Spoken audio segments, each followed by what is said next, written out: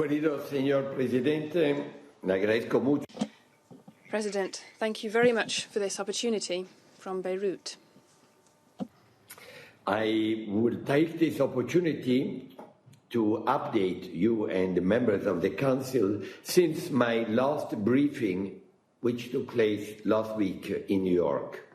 Today, I will focus particularly on an update after my consultations in Damascus 2 days ago. Following the Secretary General's meeting with Syria Deputy Prime Minister and Minister of Foreign Affairs al-Moallem during the General Assembly, I met Minister al-Moallem in Damascus on the 24th of October. We focused on the political process and the efforts to convene a constitutional committee. I appreciated the quite frank, nature of the exchanges that we had in Damascus. Minister al-Moallem expressed appreciation for his meeting with the Secretary General during the General Assembly. He indicated that this has paved the way for the meeting in Damascus. I will now refer as accurate as possible to what I heard from Minister al-Moallem. He strongly underlined the principles of sovereignty and non-interference in internal affairs of UN member states. He underlined that the Syrian constitution is a highly sensitive matter of national sovereignty. On the Sochi final statement, Minister al-Moallem referred to another outcome rather than the one circulated by the Russian Federation to this Council.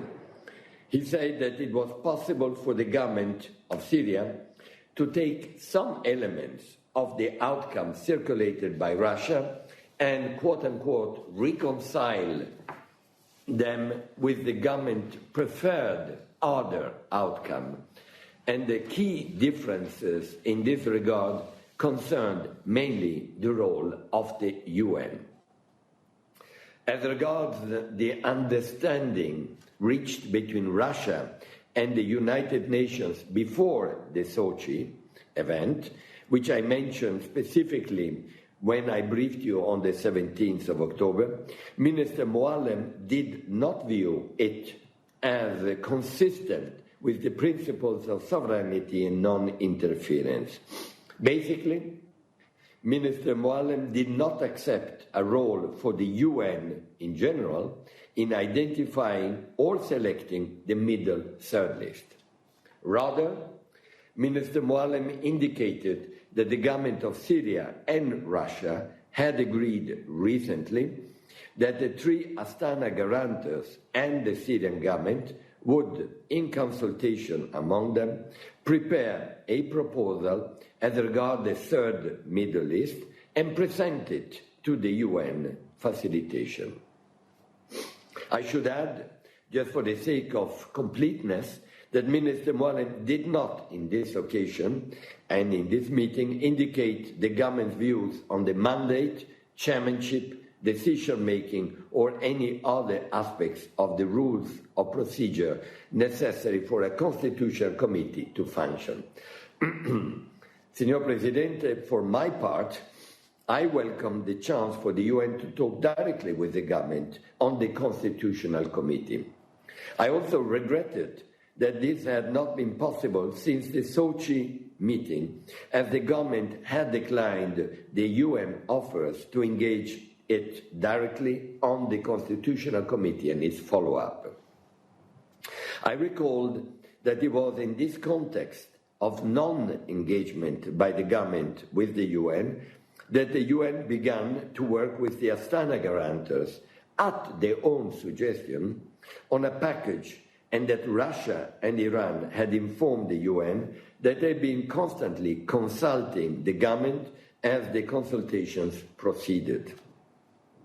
I indicated that it was also appropriate and logical for the UN, as the mediator mandated by the Security Council, to seek understandings with Russia regarding a meeting that Russia had proposed in Sochi, hosted and facilitated in order to ensure a common understanding of how the initiative would contribute to the UN mandated process.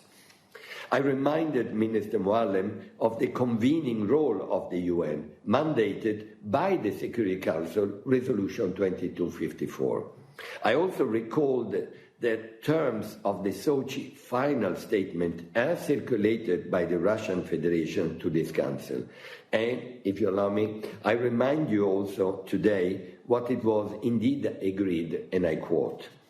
1. To form a constitutional committee comprising the Government of Syrian Arab Republic delegation, along with wide represented opposition delegation for drafting of a constitutional reform as a contribution to the political settlement under the UN auspices in accordance with the Security Council Resolution 2254. Second point, the Constitutional Committee would, at the very least, comprise government, opposition, civil representatives in the intra-Syrian talks, Syrian experts, civil society, independents, tribal leaders, and indeed women. Care would be taken to ensure adequate representation of the Syria ethnic and religious components. Final agreement is to be reached in the UN-led Geneva process on the mandate and terms of reference, powers, rules of procedure, and selection criteria for the composition of the Constitutional Committee. End of quote. I've explained in detail during the last briefing to all of you the criteria that guide us in approaching the question on the list, and I went through this with Minister Moallem. Most importantly, I stressed that the UN was in Damascus precisely to consult the government on the list. As the facilitator, I offered for the UN to work there and then with the government if the government objected to particular names or even on development of a new, credible, balanced and inclusive list, as long as it had those characteristics. I observed that this seemed to me to be fully respecting the sovereignty of the Syrian Arab Republic. Indeed, it was an invitation to exercise that sovereignty. At a certain point, Minister Moallem proposed that I do withdraw the proposed middle, third list already on the table. I indicated that the UN could withdraw its proposal only once and only if there was an agreement on a new, credible, balanced and inclusive list consistent with Security Council Resolution 2254 and the Sochi final statement. I urged that we should seize the opportunity to ascertain if that was possible or not. Minister Moallem indicated that he would get back to me if new instructions came from his own leadership. However, he also said he preferred at this stage to await the outcome of my own forthcoming consultations with the Astana guarantors. I should add that Minister Moallem stated that the Astana guarantors had rejected the initial UN proposal on a third list. I, for my part, indicated this was not really the case, and that while they had suggested the need for some changes, they were engaging on the proposal, and it has already been revised more than once. I also indicated that all three guarantors supported the UN's role as per Security Council Resolution 2254 and the Sochi Declaration. Mr. President, the government has expressed its position clearly and indeed indicated, and I can say so, that it wished it to be known publicly, which I'm doing at the moment. I cannot at this stage report, however, any evolution on his own position beyond what I just told you and I heard myself, and I'm reporting to you faithfully. The efforts of those who convened and sponsored Sochi to ensure that the government of Syria would be fully on board with the outcomes of the final declaration of Sochi have not, as of today, produced, therefore, the outcome we were hoping for. Otherwise, we would have heard something different. Taking into account, one, the mandate of the Special Envoy embodied in the Security Council Resolution 2254. Two, Minister Moallem's different understanding of the role of the UN and of the Sochi final declaration. Three, the extent of the government's desire to reopen the work today. Well, we do have a serious challenge, let's be frank. It is my intention to spare no efforts to address this challenge during the forthcoming weeks. Since Minister Moallem indicated that the government preferred methodology at this stage was to working with the Astana guarantors on a third list, a lot of responsibility and expectation rests now on them and on how to implement the Sochi Declaration in a manner that carries forward the implementation of Security Council Resolution 2254 and gives practical effect to the basic points on which the UN supported Sochi. As I've already indicated, the UN proposal was made after careful consultations, including with the guarantors, and has been revised already in light of those consultations. The very difficulties of keeping everyone on board should be a reminder to all to be careful in thinking that some radically different approach has any prospects of success. The UN is not opposed to constructive and moderate suggestions so long as we maintain the same spirit of credibility, I repeat, credibility, balance, international legitimacy of the middle third list on the table. And we have a sense of urgency to find common ground or at least clarify where we stand, because we should not miss the opportunity of the Idlib window. That's why November is becoming so important.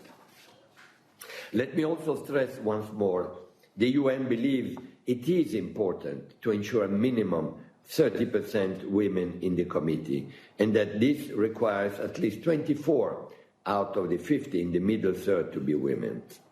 Tomorrow, I will be traveling to Istanbul to brief the presidents of France, Germany, Russia, and Turkey.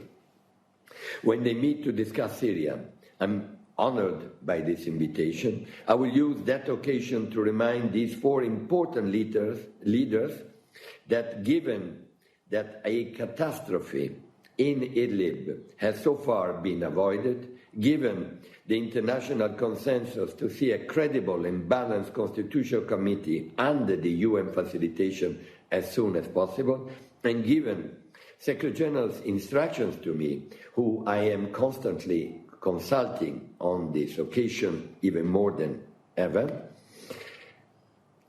the instructions that I should be exhausting every avenue in the time that remains of my mandate, there is, in my opinion, still a clear window of opportunity that needs to be urgently seized. The influence that can be exercised by all world leaders, including very much the four world leaders who are meeting tomorrow in Istanbul, can be crucial in ensuring that this happens. Since on Monday, members of the small group will meet in London, I will use also that occasion to host a meeting later on with them with the context of the Geneva process. And I really look forward to hosting the Astana guarantors very soon. They themselves met in recent days and, according to their statement, discussed many aspects of a constitutional committee. That meeting will be vitally important consultation. I will spare no efforts in the time that remains of my mandate to verify whether it is indeed possible to convene a UN-facilitated, Syrian-owned, Syrian-led constitutional committee that is credible, balanced, and inclusive, and contributes in the context of the Geneva process to implementing Security Council Resolution 2254. If it is, the UN will convene as soon as possible such a committee. I will, in any case, share a full assessment as Special Envoy when I brief yourself, the Security Council, in person on the 19th of November. Meanwhile, we shall keep our door open. We shall keep under view all options for a constructive and credible outcome. Señor Presidente, le agradezco mucho. President, I thank you very much. This is my briefing to date.